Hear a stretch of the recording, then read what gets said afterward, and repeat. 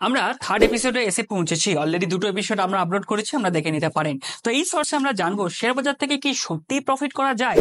দেখুন, শেয়ার বাজার থেকে অবশ্যই প্রফিট করা যায়, এর উদাহরণ অনেক রয়েছে।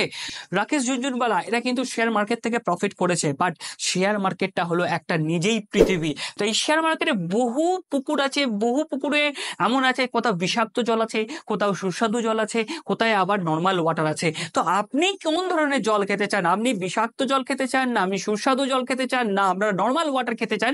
সেটা আপনার উপরে ডিপেন্ড করছে। মানেটা কি একটু সহজ করে বলি। দেখুন, বিষাক্ত জল খেলে তো আপনারা এমনি মরবেন। যেমন অপশন ট্রেডিং, অপশন বাইং যদি আপনারা করতে যান, ইজিলি আপনারা লস করার চান্স পসিবিলিটিস অনেক বেশি। সুস্বাদু জল সেটা হলো স্মল ক্যাপ কোম্পানি। আপনারা যদি ফান্ডামেন্টাল অ্যানালাইসিস না করে যদি স্মল ক্যাপ কোম্পানি কিনতে যান এবং একটা কোম্পানিতে ধরুন আপনি প্রফিট করে ফেললেন, মানে আপনার খুব ভালো লাগলো, কিন্তু বেশি করলে কিন্তু অবশ্যই আপনার ডায়াবেটিস হওয়াটা বাধ্য।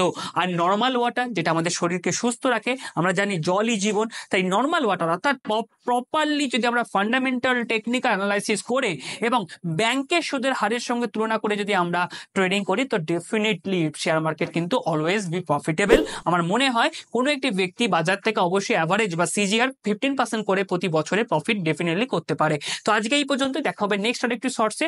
ভালো থাকবেন, সুস্থ থাকবেন এবং অবশ্যই সাবস্ক্রাইব করতে ভুলবেন না আমাদের ইউটিউব ইন্ডিয়া অফিসিয়াল চ্যানেলকে। Thank you so much.